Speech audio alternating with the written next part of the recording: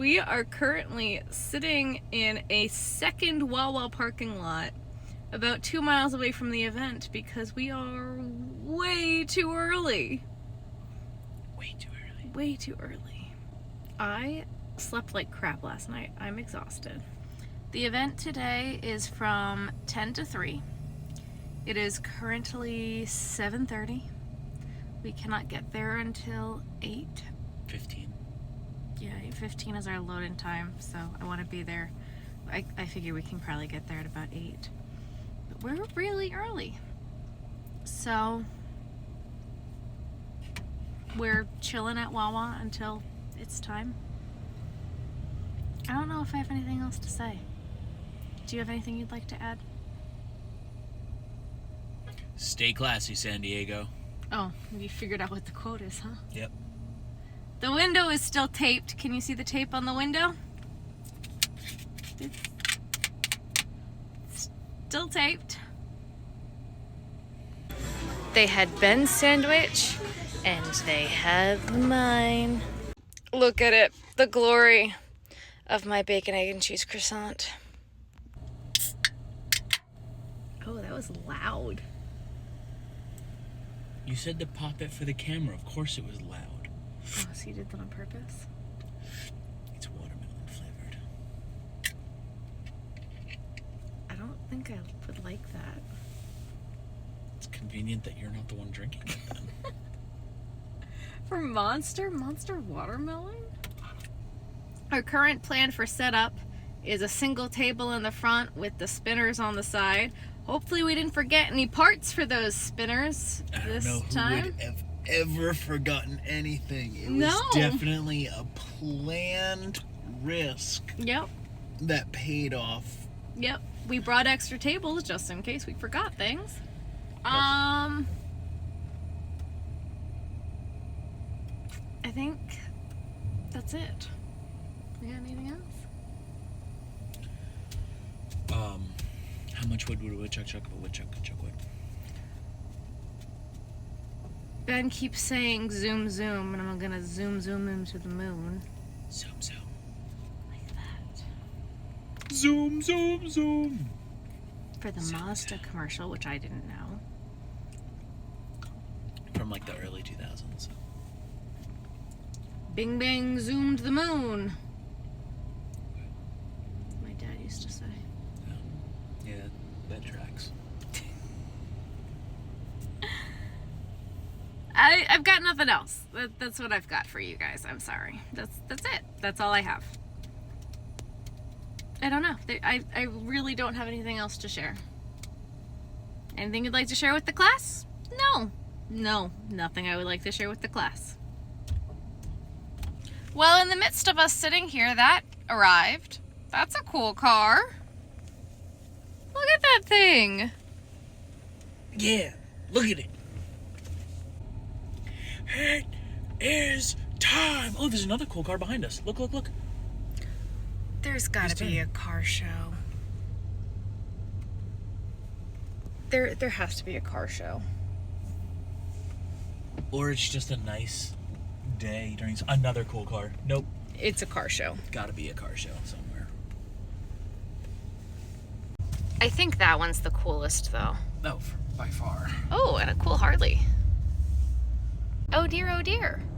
I see a deer. Please don't run in the street. Thank you. There's a tractor in the road. Is this just a thing that happens? At least I can see it this time. What? The other time was at the beach and I could only hear it. But... And it was really less than 100 feet away. It's a tractor. The dude that's driving it looks like a child. He really does. I mean, when he turned his head, I could tell that he was an actual man. He's like driving fast, too. I'm so confused. He's zooming. Zoom. We're going, what, 30? Yeah. He's going. He's moving. leaving. I want to go back to New York. So here is the row of vendors where we are. We are number 39.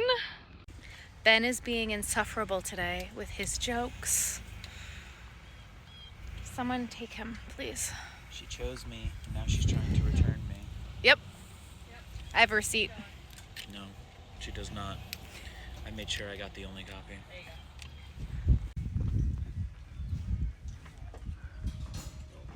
Wow, you're so tall. Yep, God bless me with height. Wow, you're doing such a good job. You're working so hard. This one?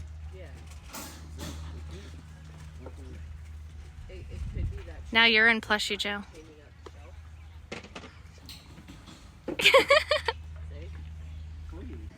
All right, we are all set up and we are all on time. Sarah, this is your personal reminder that you need to order more tags for your items. I personally tag each individual item with the price on it, and I'm out. So I need to order more tags. We've got like 6 or 7 boxes in the garage. Order more tags. Benjamin is testing my patience today. My queen. He is testing every fiber of my patience today. This is what we're working with right now. We are looking real good, real good. So we have my favorite spinner, the grid wall with one table, and then my other spinner. I appreciate everybody sending me the links for the spinners. This is the one that I use. Again, I got it on Facebook Marketplace, but they're really shallow, right? So it's literally not even a hand's width. This is the problem. Most of them that they sell on Amazon, they're really deep bins, and I have yet to find ones that are shallow like this. And I love how shallow they are. Oh, Ben, we wanted to lift this.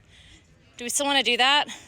I think I want to raise this a little bit. I think I want to raise the frogs a little bit, and then raise the seahorses a little bit. I think so. And then I might hate it and make you put it back. You're in stuffy prison. You do, with how you have been speaking today. Can we do this? We raised that like 6 inches and it looks so much better. So much better. I probably could even raise the frogs a little bit more too. That looks so much better. What did they get us this time? Ooh! Snacks. And peanut butter crackers. Ooh. Very nice. All mine. Okay. I have a little visitor. We have a visitor. She wanted to chill in the shade. Literally, we're just chilling, waiting for Mom to come back. It's real. It's real, yep. She's real. No, that wasn't real. She's real. Can she be pet? Yes. Do you want a pet? And just like that, it is once again a grassy field. Hello guys. Welcome back to another market recap. Today we're going to be going over a market that we did a few weeks ago. It was held at a winery. Yeah. And we're going to talk about the things that the event coordinators did really well, the things that did not go well for us, and just overall what we thought about it. So the event itself was a 6-hour event. I'm 98% sure it was like 10 to 4. And the coordinators of this show series, they do a few shows a year, are fantastic. They really do their job. They get the people there, which is the hardest part of being a coordinator. However, the people weren't buying. And that's not the coordinator's fault, obviously. No. You know, you can't force people to buy things when they are at your events. Like, they advertise the crap out of the shows. The people do get there. This one, they had ample parking. Mm-hmm. They were all over social media during the event, before the event. There were signs on the street that the event was going to be happening.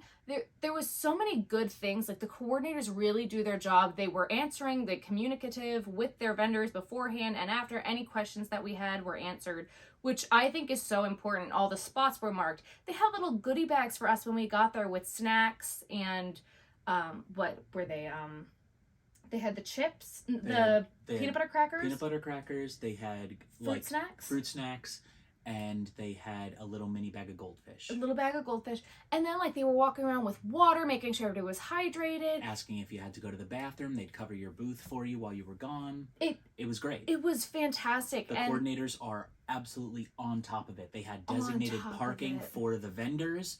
They had times for you to get there, move, put your stuff out, and then move your car to the designated area. And then when you were packing up, you could move your car almost directly up to where you were. It was really super run easy, really pack well. in, pack out, which is a really difficult thing to get right sometimes. They did a fantastic job of that. It's just people didn't buy. They didn't buy. And even there were a lot of kids at the event. There were a lot of kids at the winery. And the only thing that I saw these kids that the parents were buying for them was like cookies. Yeah. They'd go to the cookie vendor, but the parents were around and were walking. No one had bags. No one was shopping. No one was buying anything. Not from jewelry, not from the towels, not from literally anything. And so normally in these recaps, I don't really talk numbers, but I think for this one I'm going to. Yeah, I think it's important to understand what our perspective is on this event. Yeah, specifically in regards to the numbers. I paid $160 for my table fee to be at this event, and I made $400. Now, some people, they think, oh, well, you made your table fee back. That's a good day. And it's like, no. No. We are not just doing this for fun. So for us, that's not a good day. No. This is a business, so we need to make business numbers. We had to drive over an hour to get there, so you have to pay for gas and tolls if there are any tolls. I didn't end up needing to pay for a dog sitter. My neighbor just came to watch Ruthie, but that would be an expense for the day. You have to think food that you spent for the day to be there, and you have to pay yourselves for the day to be there, and then you have to cover the cost of your event, but then you're losing money on the materials that you spent on those things just to cover those costs. Right. So when you look at it from a business perspective instead of just doing this for fun, it's a little bit different on how you need to calculate your numbers. Right. Now, if you're just doing it because you enjoy crocheting and you want to meet people and you want to spend a day at the winery in your booth, that's fine. Like, they're like no hate to you. They're like, we're not knocking anybody who does this for fun, who if you consider making your money back for the day, that's a good day for you. Like, totally, like, cool. That's just not how I look at my numbers to run this for me. Right. So our like super simple metric that we have established over the couple years that we've been doing this is for an event to be considered an okay event for us, we have to make 5 times the table fee. Now, obviously, if I pay $50 at an event that's super close by and I don't have to pay for a dog sitter and everything else, and I don't quite make that 5x, that, skews it a little bit. But in general, for it to be considered an okay event for us, it's 5 times the table fee. For it to be considered a decent event, it's got to be 7 times the table fee. That's a good day.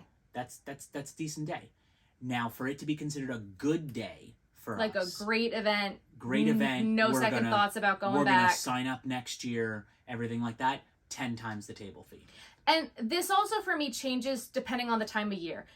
If it's in February and I make 5 to 7 times my table fee, I'm happy. Right. That's a good day. That's a great day. That's fantastic, because getting people out after Christmas in February, March, April is really hard. Your spring markets are going to be very different than your summer Christmas time markets. So again, this is very baseline, basic. Take what I have to say or leave it. But that's my very baseline metric for what I consider good, great, bad. Yeah. So this event, based solely on that simple matrix, would be a bad event for us. It wasn't a good day. It wasn't a good day. And a big portion of what makes an event an okay, a decent, or a great event, a lot of times comes down to how the event is run. Not this time, though. Not this time. And that's why we felt it was important to put those numbers out there and show exactly what we're talking about when we say okay, decent, or good event? A lot of times it's based off of the coordinator and if they did their job or not. If you're not meeting your numbers, a lot of times if the coordinator can get the people there, the numbers are going to follow. If your product is good and you have a good setup and you're doing your job as a business owner, and again, this is from a business perspective, if you have done the work on your end, if the people get there, your stuff's going to sell. That's kind of just the way this works, kind of like a retail store. If your setup is good and you have a good product, people are going to walk into the store, people are going to walk out of the store with something in their hands. Like, that's kind of just the way this is. So it's the job of the coordinator to get people there. Why am I paying you over $100 for your table fee if you're not going to get people there? For a 10 by 10 space, I can go set up in a parking lot, thank you. No, your job as the coordinator is to advertise the event, get the permits, and get me to set up there. That's what I'm paying you for, is to get the people there. And these coordinators did that, and they set everything up really well and did a fantastic job. People just weren't buying. One of the things that we like to do a lot at events is we talk to the other vendors that are there. We've talked about this in other videos. Making friends with the other vendors that are there is super important. I can't stress it enough how important it is to make friends with your neighbors. So one of the things that we learned at this event from the other vendors is that the amount of people that came out to this event was very similar to the amount of people that came out last year. But last year, the numbers that people were getting for sales was significantly higher. Yep. Like, our vendor that was right next to us told us her numbers for this year, and she pulled up on her phone what her numbers were for last year. She made 3 times more last year than she did this year. And a lot of people are attributing that to the election year. They say that election years sales are always a little bit lower because people are, up in the air about what's going to be happening in the country. Some people are saying it's just the economy in general.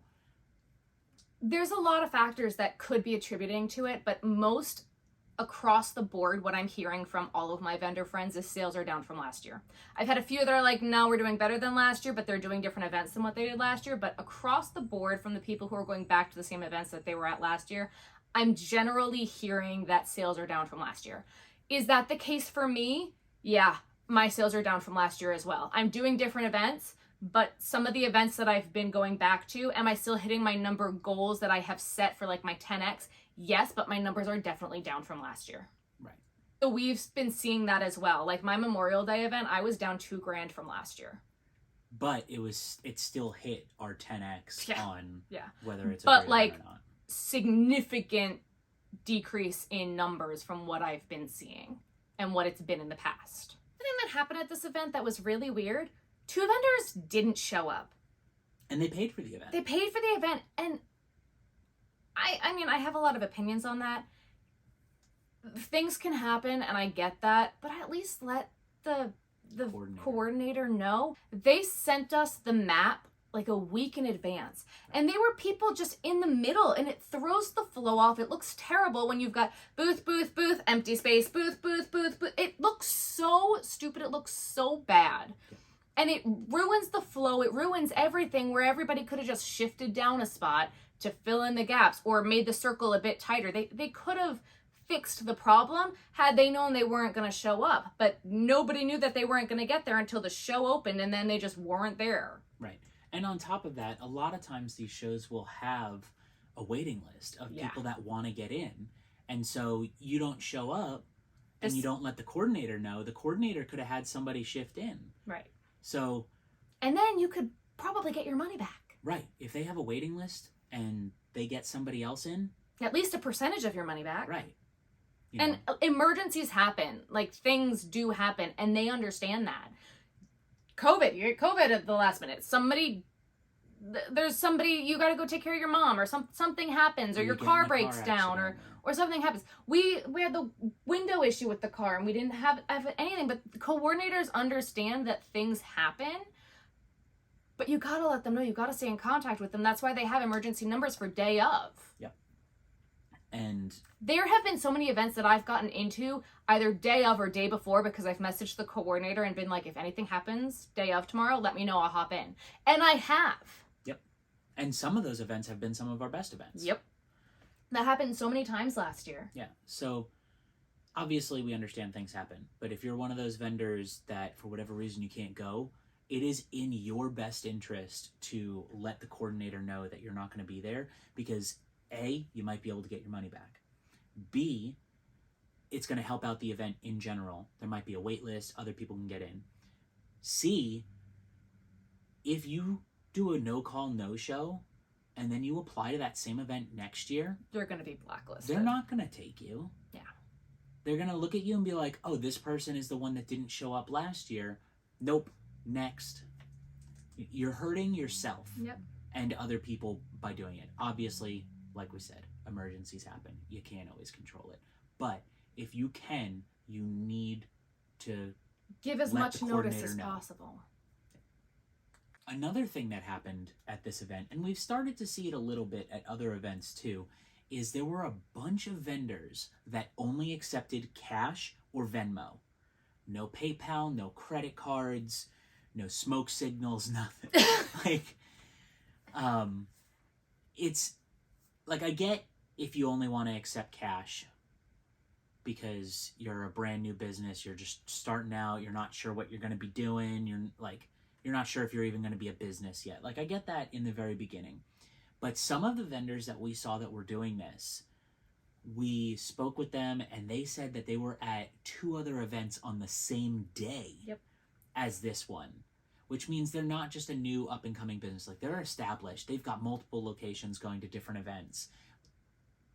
That is really going to bite you in the butt. It's going to come back and get you. The way that the law works right now, you make $600, you got to report your taxes. In the U.S. This is the way it is in the U.S.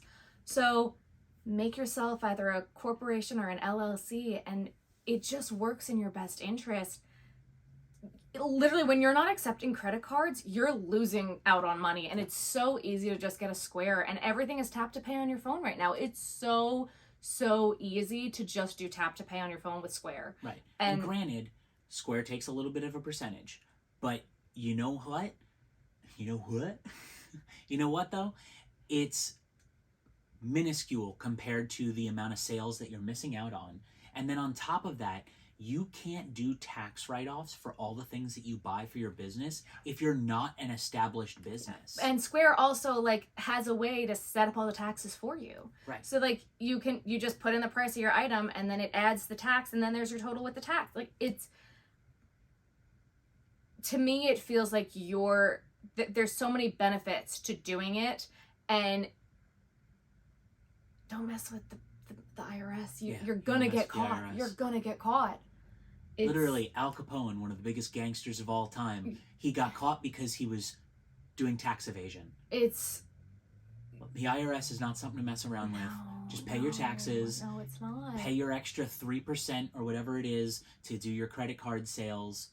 I think it literally comes out to 3%. I think it's 2.5% and then 10 cents per transaction. Right. It's negligible. Right. It's so... The amount of money that I see people lose because they don't accept credit cards. I've had some events where the systems are down and we can't take credit cards, and they're like, oh, I only have card. Or I only have tap to pay. I only have tap to pay. Phone. And I can't take credit card transactions. I have an event coming up that I'm terrified I'm going to have the same issue I did last year. Someone let me end up using their hotspot on their phone because they had service, but Verizon was down.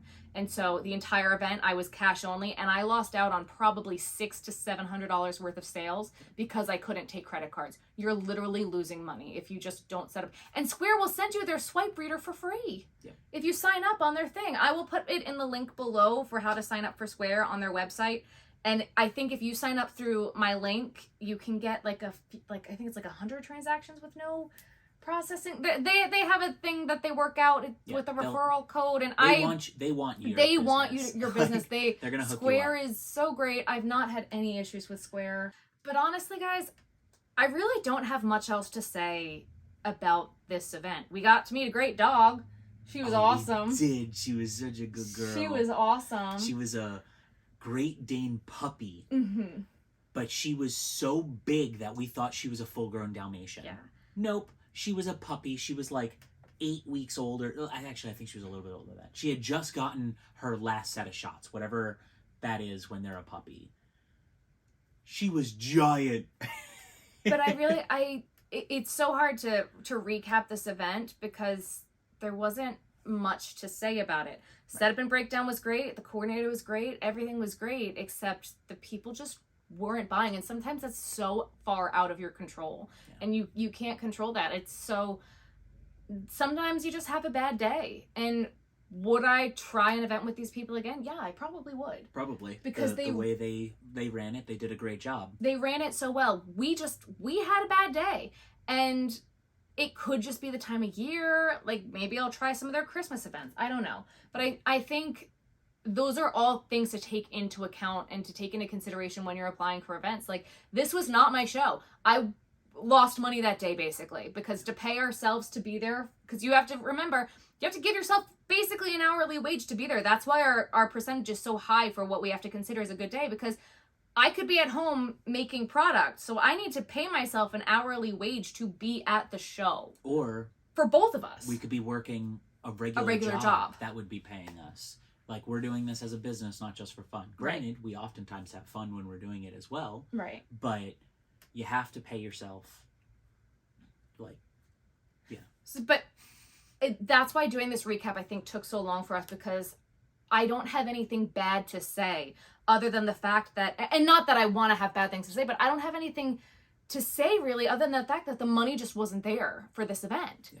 And it was run so well, and I wanted it to be such a good show, and I had such high hopes for this show, and it just wasn't there. So maybe I'll try it again in the fall, but this show itself for me just wasn't it. But it was a great day, and pack in and pack out was great, and the coordinators really did a good job.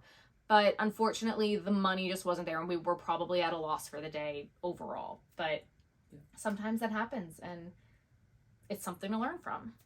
So if you guys like this video, make sure you give it a thumbs up. If you haven't already, make sure you subscribe. Comment below. Tell us what you want to see next. We have a second channel now. What? It's called The Visionary Journal. We're going to be doing more vloggy stuff, maybe some travel stuff. Definitely some travel stuff. Ben's getting deployed, so we're going to be doing some travel things. Yeah. You look scared.